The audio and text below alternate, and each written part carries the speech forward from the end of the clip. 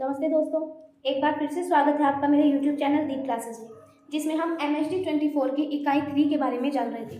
Last video में हमने जहां तक इसको कंप्लीट किया था, उसके बाद हम आज स्टार्ट करेंगे। बिना देरी के हम अपना आज का वीडियो स्टार्ट करते हैं। आज के वीडियो में हम नीति काव्य परंपरा के बारे में जानेंगे। भारतीय साहित्य में नीति काव्य की ऐसी सुदीर्घ परंपरा रही है जिससे समाज, राष्ट्र, राजनीति, अर्थतंत्र तथा व्यक्ति से संबंधित महत्वपूर्ण नीति तथ्यों का प्रतिपादन कर व्यक्ति, समाज और राष्ट्र को समुन्नत बनाने में कारगर भूमिका निभाई है। हमारे प्राचीनतम ग्रंथ ऋग्वेद में नीति परक सूक्तियाँ मिली है। यद्यपि वैदिक वाङ्मय में नीति विधान का निदर्शन, फिर भी उसमें मर्यादा, समाज व्यवस्था और न्यायिक व्यवस्था के संदर्भ में नियम का संकेत है। वैदिक संहिताओं में उपलब्ध प्रार्थनाओं और स्तुतियों में नीति के तथ्य हैं। अंधकार से प्रकाश की ओर जाने की प्रेरणा है। पृथ्वी की समृद्धि, आत्मिक शुद्धि, मन की निर्मलता, सत्य आचरण, मीठी वाणी की आकांक्षा है। अब यहाँ पे हमें ये बताया गया है कि भारत में जो नीति वाली कविताएं हैं, इनके लिखने की परंपरा बहुत पुरानी है।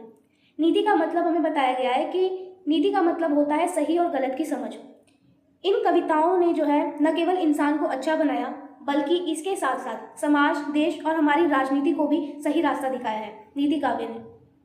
नीति काव्य का जो मुख्य उद्देश्य है वो है एक व्यक्ति और पूरे देश की उन्नति की ओर ले जाना। इसमें हमें एक हमारा पुराना ग्रंथ है ऋग्वेद, उसके बारे में बताया गया है। अगर हम दुनिया का सबसे पुराना ग्रंथ ऋग्वेद को देखें तो वहाँ पे भी हमें नीति की बातें दिखाई देती हैं।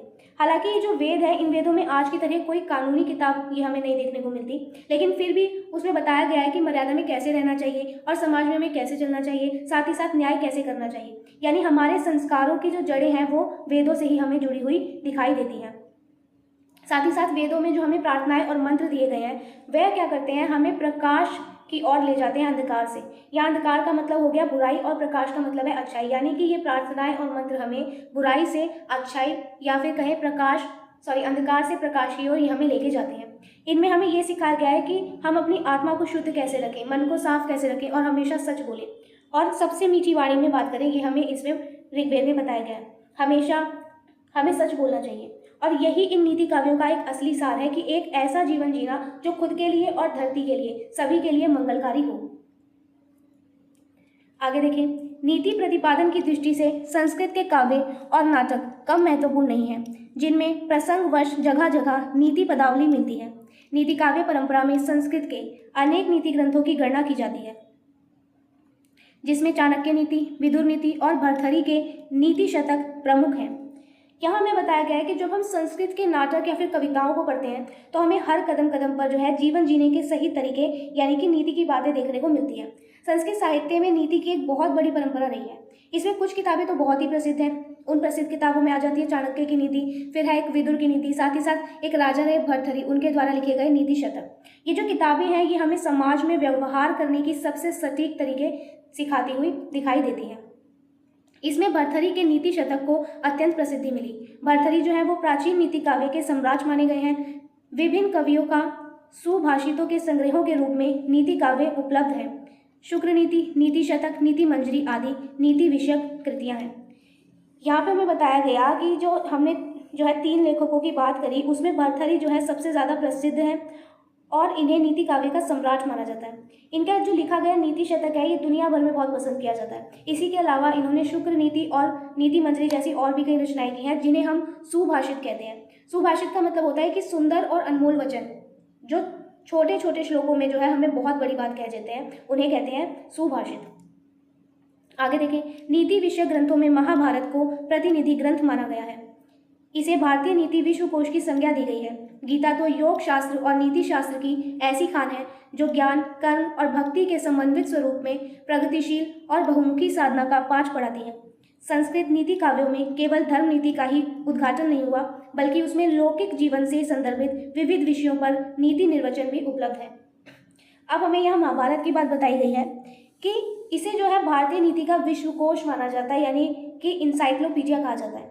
क्योंकि इसमें जीवन के हर पहलू को शामिल किया गया है। और इसी का हिस्सा गीता भी है, जो हमें ज्ञान, कर्म और भक्ति इन सभी का सटीक तालमेल सिखाती है। यहाँ याद रखने वाली बात यह है कि संस्कृत के इन नीति ग्रंथों में जो है सिर्फ धर्म की बातें नहीं है, बल्कि इसके साथ साथ इसमें हमारे रोजमर्रा के जीवन, व्यवहार और सांसारिक जो हमें समस्याएं होती है उन सभी को सुलझाने के लिए बहुत ही व्यवहारिक तरीके भी हमें इसमें बताए गए हैं। आगे देखें, अब आ जाता है प्रारंभिक नीति काव्य। इनके बारे में हम जानेंगे। नीति काव्य की यह समृद्ध परंपरा संस्कृत की पृष्ठभूमि के आधार पर पाली, प्राकृत और अपभ्रंश से होते हुए हिंदी में पहुंची। पाली के धम्मपद, प्राकृत के उपदेशमाला, उपदेश रसायन, प्राकृत पेंगलम नीति काव्य की कड़ी से जुड़ते हैं। अब नीति काव्य की जो सुंदर परंपरा संस्कृत से शुरू हुई थी वो समय के साथ साथ बदलती हुई हमें दिखाई देती है। पहले पाली, उसके बाद हमें देखने को मिला प्राकृत, फिर अपभ्रंश। इन सभी भाषाओं से होकर ये आज जो है हिंदी भाषा तक पहुंची है। यानी कि अच्छी बातें कहने का ये जो तरीका था या ये दौर था, ये हर भाषा में हमें देखने को मिलता है। अगर हम ग्रंथों की बात करें तो पाली भाषा का जो ग्रंथ है उसका नाम है धम्मपद, वहीं प्राकृत भाषा के ग्रंथ का नाम है उपदेशमाला और साथ ही साथ उपदेश रसायन। ये हमें देखने को मिलते हैं, जो कि इस ग्रंथ का, नीति काव्य की कड़ी का बहुत हमें महत्वपूर्ण हिस्सा देखने को मिलता है। पाली के धम्मपद में संयम, वैराग्य, शत्रु मित्र, कुलशील आदि के संदर्भ में नीति कथन उपलब्ध है। धम्मपद महात्मा बुद्ध के उपदेशों का संग्रह है। विद्वानों ने इसे भारतीय साहित्य का सर्वश्रेष्ठ नीति काव्य माना है। यह ग्रंथ रत्न बौद्ध जगत में वैसे ही प्रख्यात और समादृत है जैसे हिंदू जगत में गीता। अब यहाँ हमें बताया गया है कि पाली भाषा में जो ग्रंथ लिखा है धम्मपद, ये असल में जो है महात्मा देशों के उपदेशों का एक संग्रह है। ये हमें देखने को मिलता है कि हमें खुद पर काबू कैसे रखना चाहिए, साथ ही साथ दोस्तों और दुश्मनों के साथ हमें व्यवहार कैसा करना चाहिए और अपने चरित्र को हमें कैसा बनाना चाहिए। विद्वानों ने तो यहाँ तक कह दिया कि बौद्ध धर्म में धम्मपद का वही ऊंचा स्थान हमें देखने को मिलता है जैसे हिंदू धर्म में हमें श्री भगवद गीता का देखने को मिलता है। प्राकृत भाषा के धर्म साहित्य और काव्य साहित्य दोनों में नीति कथन मिलते हैं। प्राकृत की गाहा सत्सई जैसी श्रृंगार प्रधान कृत, यह यत्र तत्र नीति के सरस मुक्तक बिखरे हुए हैं। अपभ्रंश के धार्मिक और ऐहिक साहित्य में जैन रचनाकारों और बौद्ध सिद्धांतों की कृतियों में प्रत्यक्ष नीति वचन कहे गए हैं। सिद्धों में सरपा आदि ने गुरु महिमा, चित्त की स्थिरता आदि पर नीति वचन कहे, तो जैन कवियों के चरित काव्यों और मुक्तक काव्यों में वैराग्य नीति का स्वर प्रमुख है। अब यहाँ हमें बताया गया है कि सिर्फ गंभीर ग्रंथों में ही नहीं बल्कि प्राकृत भाषा का एक ग्रंथ है गाहा सत्सई, इन जैसी किताबों में भी हमें जो है नीति की बातें देखने को मिलती हैं। इसके बाद जब हम अपभ्रंश भाषा के समय पर आए तो अपभ्रंश भाषा के समय में जो जैन लेखक थे और बौद्ध सिद्ध थे जैसे कि सरपा, इन्होंने भी अपनी रचनाओं में जो है गुरु की महिमा और फिर मन के शांत रहने, इन सब के तरीके हमें बताया। जहाँ सिद्धों ने मन की एकाग्रता पर जोर दिया है, वहीं अगर हम जैन कवियों की बात करें तो इन्होंने अपनी कविताओं में जो है वैराग्य और सादगी से जीवन कैसे जिया जाता है इसके बारे में हमें बताया है। हिंदी की आदिकालीन काव्य परंपरा में नाथपंथी और वज्र यानी सिद्धों की वाणी में उपदेशात्मकता है। रूढ़ियों के विरोध में ये असहमति का स्वर लेकर उतरे। इनके विशिष्ट दार्शनिक चिंतन और साधना पद्धति में वैराग्य नीति के स्वर मुखरित हुए। सिद्धों में सरहपाद और नाथों में गोरखनाथ की वाणी व्यापक रूप से समादृत थी। इनके विचारों का प्रभाव आगे मध्ययुगीन संत साहित्य पर पड़ा। यहाँ पर हमें बताया गया है कि हिंदी साहित्य की जो शुरुआत है उसी से हमें नीति की बातें जो है देखने को मिलती हैं।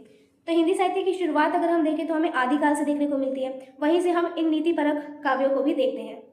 उस समय में जो नाथ थे और सिद्ध संत थे, इन दोनों ने ही अपने समाज की पुरानी और जो गलत परंपराएं रही उनका विरोध किया। इन्होंने क्या किया, अपनी बातों में वैराग्य यानी कि जो सादगी होती है और जो अनुशासन होता है इन पर जोर दिया। इस दौर में सिद्ध कवि रहे जो सरहपाद और नाथ पंथ के जो प्रमुख कवि रहे गोरखनाथ, जिनकी बातों को लोगों ने बहुत सम्मान के साथ अपनाया और यही बातें जो है आगे चलकर हमें कबीर जैसे संतों में भी देखने को मिलती है। मध्ययुगीन हिंदी साहित्य के अंतर्गत भक्तिकालीन नीति काव्य 3 रूपों में उपलब्ध है। पहला रूप कबीर, नानक दादू आदि संतों कवियों की उपदेशात्मक रचनाओं में उपलब्ध है। दूसरा रूप हमें रामचरितमानस जैसे प्रबंध काव्यों में प्रसंगानुसार नीति संबंधी वचनों में मिलता है। और तीसरा रूप जो है हमें नीति काव्य की रचनाओं में देखा जा सकता है। अब जब हम मध्ययुगीन नीति काव्य की बात करें यानी कि भक्ति काल, ये जो मध्ययुगीन नीति काव्य है ये भक्ति काल के समय की बात है। तो अगर हम इस समय की बात करें तो यहाँ पर हमें नीति की जो बातें देखने को मिलती है वो 3 तरह की होती हैं। पहली तो वो बातें हैं जो कबीर और नानक जैसे संत हमें करते हुए दिखाई देते हैं। दूसरी वो बातें हैं जो हमें रामचरितमानस जैसे जो बड़े ग्रंथ हैं उसमें दिखाई देते हैं, जहाँ पर कहानी के बीच बीच में भगवान राम या फिर अन्य पात्रों के जरिए हमें अच्छी बातें सिखाई देती हैं। और जो तीसरा है वो दिखाई देता है हमें उन रचनाओं में जो लिखी ही सिर्फ नीति सिखाने के लिए गई थी।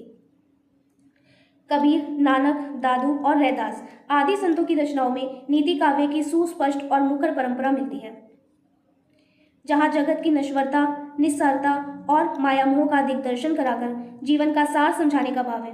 संत काव्य में अंतर्निहित नीति वचन धर्म को उसके बुनियादी अर्थ में स्पष्ट करते हुए त्याग और ग्रहण का विवेकशील दृष्टिकोण देते हैं। जहाँ धर्म मानव सेवा है, सदाचार है, जहाँ श्रम ईश्वर का पर्याय है, अहंकार को त्यागने की बात है और ईश्वर को घट घट के रूप में देखने का आग्रह है। ठीक है, यहाँ पे हमें कबीर, रैदास और गुरु नानक जैसे संतों की बात बताई गई है।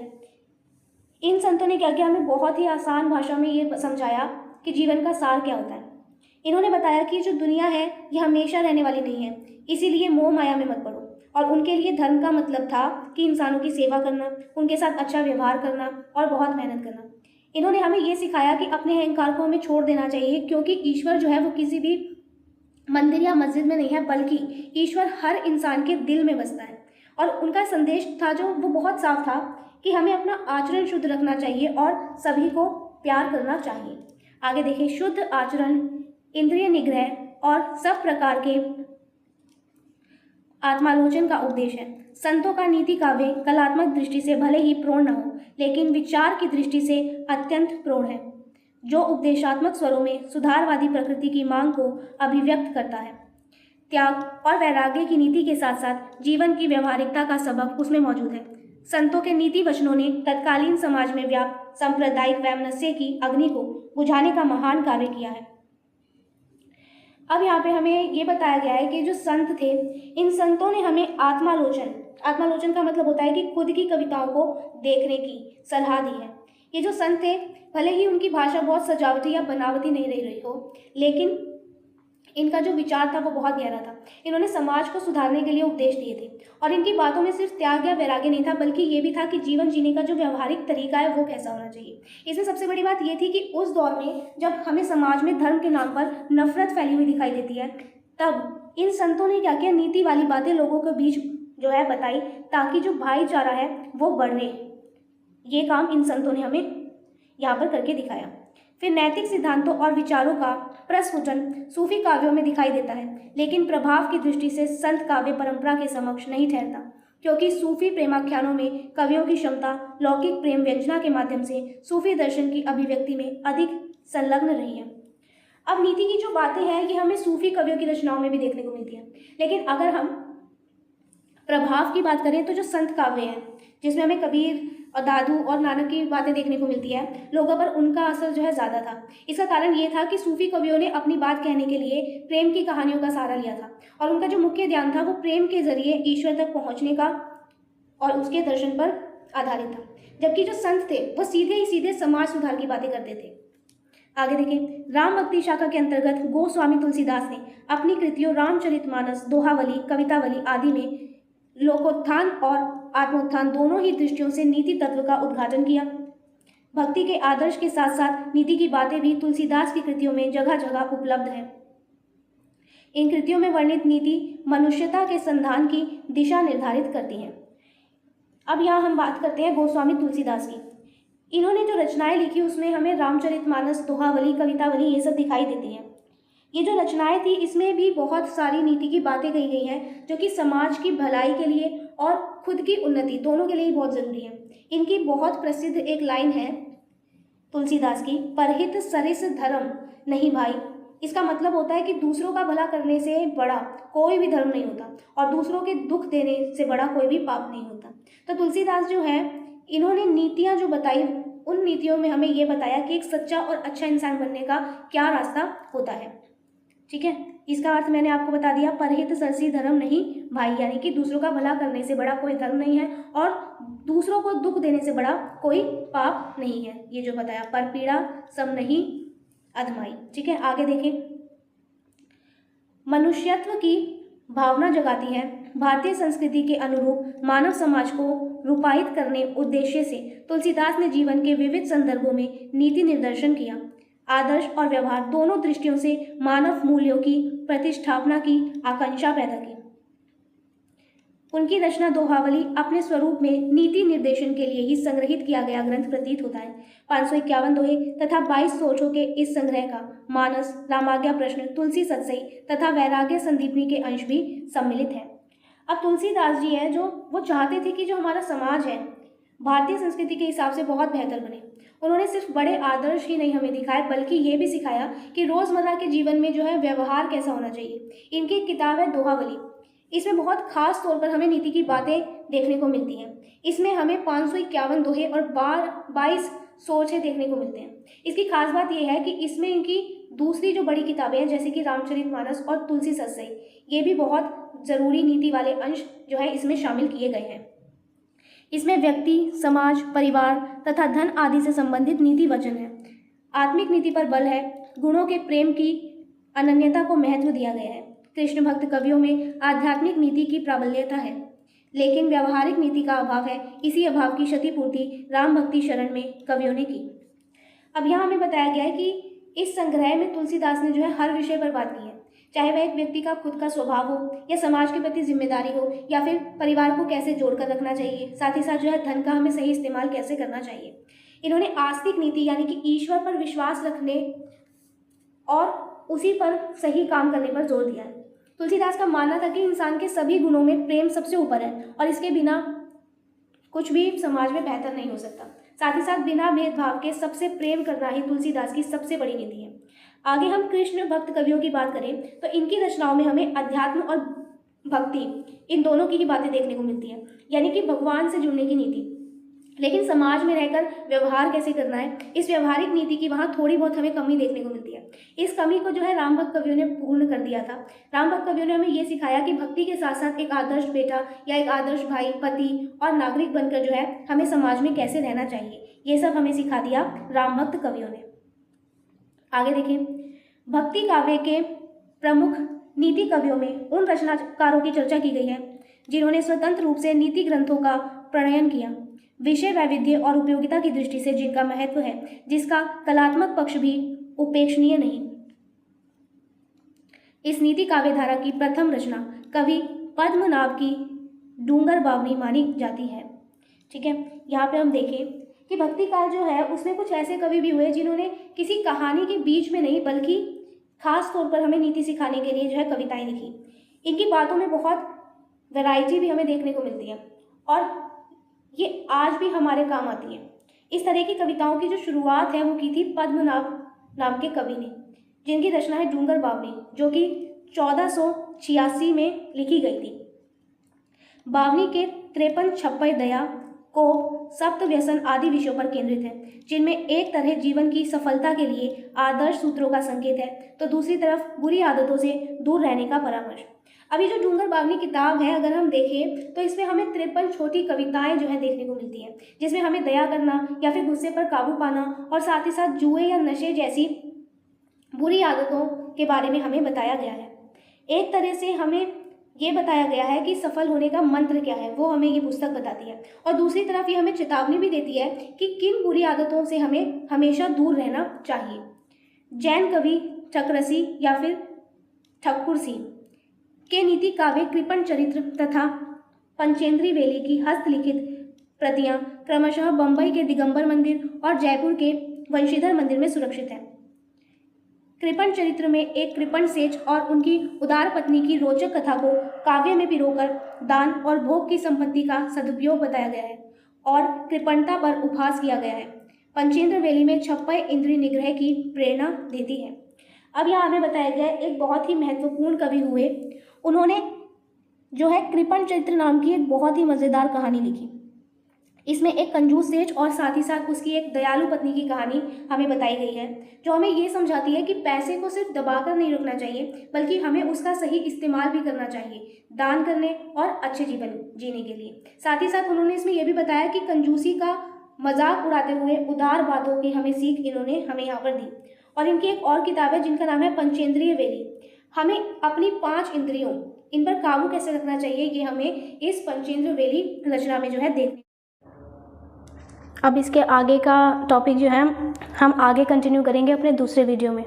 तब तक के लिए थैंक यू। वीडियो पसंद आया हो तो वीडियो को लाइक एंड शेयर ज़रूर करें। मिलते हैं हम अपने नेक्स्ट वीडियो में इससे आगे के टॉपिक के लिए।